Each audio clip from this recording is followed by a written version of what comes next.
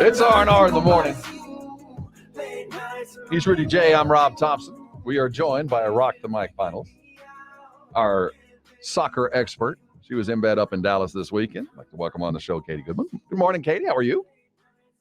I'm good. How are you guys doing? What up, KG? We're good. You had yourself a busy weekend. That I did, man. So tell us I was about from the Saturday morning hangover that morning, and then I got on the United Women's Soccer podcast, took a short break, and then headed down to watch the game against FC Dallas. So yeah, it was a really, really full day for me. what was at stake apart from the pride of Texas. Well, not a whole lot, because FC Dallas was sitting at number 6. Austin FC was sitting at number 1. I think Austin FC mostly are just trying to protect that number 1 seat. LAFC is following really, really close by. So, but at the end of the day, the real celebration came from Austin FC taking home that trophy. It was just one of the things where, you know, in the previous season, FC Dallas beat the crap out of Austin FC. And so I think for them, it was just a bit of a revenge or rebuttal for them to just kind of come back and take it back home. Yeah. It was the whole atmosphere and the vibe after the game for Austin FC was insane. I mean, there's videos all over social media. They're just partying, going hard, just flaunting their trophy, and which is well deserved for sure. So it's a real thing. It's a pride thing. They taking it. So the soccer community is taking this serious. Very seriously, because prior to Austin FC, it was just FC Dallas and Houston. That was the rivalry. Right. And this whole week was just full of rivalry week. Ooh, that's a tongue Yeah, it twister. is. Yeah, right. Say that 5 times fast. But yeah, no. So now Austin FC is the rival of Texas for both Dallas and Houston. So that's kind of a cool thing for South Texas soccer. What was the title that they won? What was it called? The Cup, the Tejano Cup, or what was it? Copa Tejas. Copa Tejas. I wasn't that far off. No, the reason I find this very interesting is it's crazy. He said Tejano. Well, close. But the reason for those of us that might not be into the soccer world, if you're an NBA fan, this is coming. These mid-season, in-season tournaments. And what I find it really interesting and how I think it applies to us as San Antonio Spurs fans is this might be the only thing we got to look forward to winning in the next couple of years. Because this isn't about the league title. It's not about, the big things that you start a season for. That's one of those intermittent things that basketball fans, we're not used to. We're not used to vying for more than one thing. And I think as we look at the NBA adopting this mid-season or in-season tournament, much like what we're seeing here, it gave Austin FC, which is better than we thought they were going to be. But the fact of the matter is, even if they were awful and they'd won this, it gives you something to celebrate and party with. Absolutely. Those small wins are everything when you're in a rebuilding season, which we all know the Spurs are in at the moment. I think it's a great idea. Not only that, it gives you something more to market from a business standpoint. I mean, there's just so many reasons why that's a beneficial thing. And, upsets are real. Like, you could be the bottom of the league and upset the top team. And that's the beauty of sports. You just never know what's going to happen game by game. So, yeah, I think I'm looking forward to that. So what's next for Austin? You said they're in first. Yep.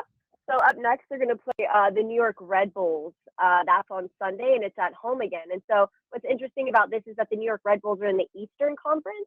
So every now and then, just at random, a team from the West Conference plays a team in the East Conference. And that's mostly just so we can kind of keep a pulse on how the conferences are doing side by side. I think it's going to be a good game. New York Red Bulls, they're not bad at all.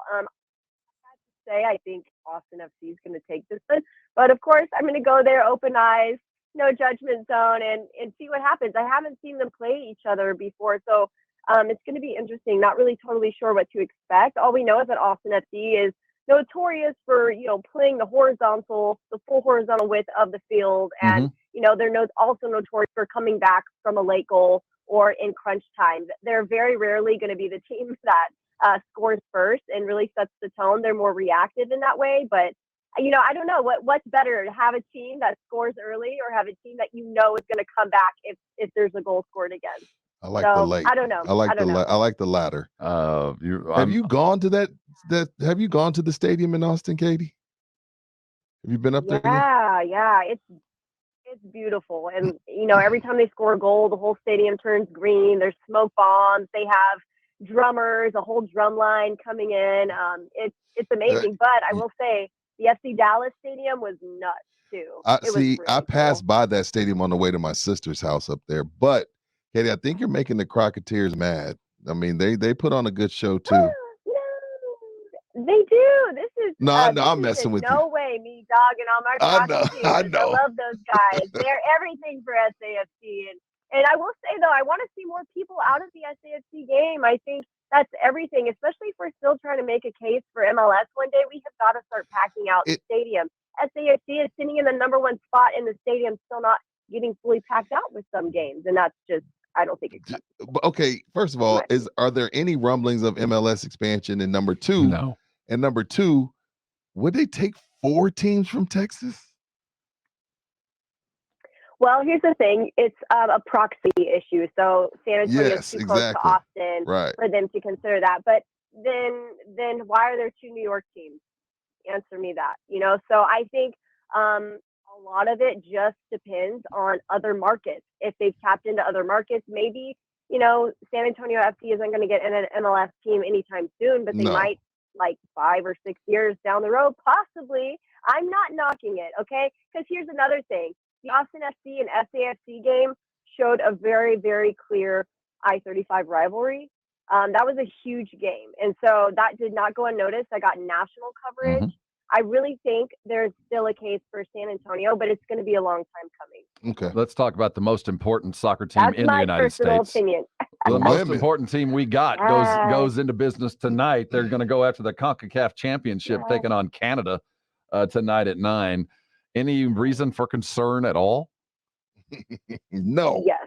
Canada's great. Don't do that, Katie. You're being humble. We're going to kick. Oh, they did. Well, we struggled with Mexico also. Okay. Yeah. Yeah, that was a close one. That probably should not have been as close as it was. But, here's the thing. This is also for a spot in a berth into the Olympics, right? So just a clear, you made it, you're good. So they're fighting for a lot more than just like the CONCACAF title. They're also trying to just secure their spot in the Olympics early on. So it's going to be a very heated game. And also like US and Canada, they're 2 of the best teams in the world. US, Canada, England, those 3, anytime they go head to head, it's going to be a really close, tight game. And like I said, the U.S. women's national team is looking very different than they were last season. They no longer have Carly Lloyd. They don't have a lot of their veterans. The only real veteran on the team is Meg Rapinoe. So, it's all really useful players. And I will say, if you look at the 1-0 Mexico game, there were a lot of really young players in there. So, it's not bad, all things considered, but they're not looking like the team that they were in previous seasons. So I think it's just good to manage expectations there, but it's not that they couldn't win. It's just, it's going to look a little different this time. I liken it to our men's basketball team. Yeah. Where the rest of the world just slowly catches up into where, you have a game like Mexico the other night where you're going into it thinking, hey, this is 3-0. We'll be getting in and out of here. But, we've seen it with Spain, of course, the Manu team, but, Pau Gasol, Spain teams, now the French team, Australia gave us a run for our money. So I kind of see that happening with the U.S. women, but no, we're still the best. If we lose, so we're still the best. If we do lose, it's not the end of the world because they are better than maybe a lot of teams are getting credit. Well, they're the most important soccer team in America. Rob, they are. Just so you know, he hates our men's national soccer team. I hate the fact that we're not that good, and I like the fact that we are that good for the women's team, and it matters. It matters to the rest of the country, whether the women, men. That's not to me. It's the matter that we have a national team that competes. Great point. It matters. Right. And what's really cool about this is because they've won so much, they've really trailblazed a path for other women's sports that maybe aren't as competitive worldwide. And so, they're they're the trailblazers for equal pay and that whole shebang and getting, better hotels and better benefits, paid time off, things like that, like a real job would do. And so they mean so much more to America than just being really good at soccer. Like, they're really paving the path for a lot of women here in the United States. They're everything that girls look up to here. So yeah, no, I'm grateful we have at least the one thing, right? And you know, what's really cool is Trinity Rodman's on the team. Right. Yeah. Or yeah. So she's on the team. She's doing really well. She's been getting.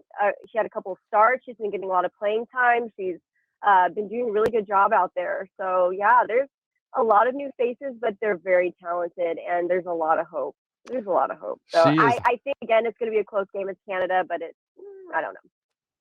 Katie Goodman, our soccer We'll embed, have to see. our expert. She was there. Thanks for Yes, she stopping will. by, Katie. Thanks, Katie.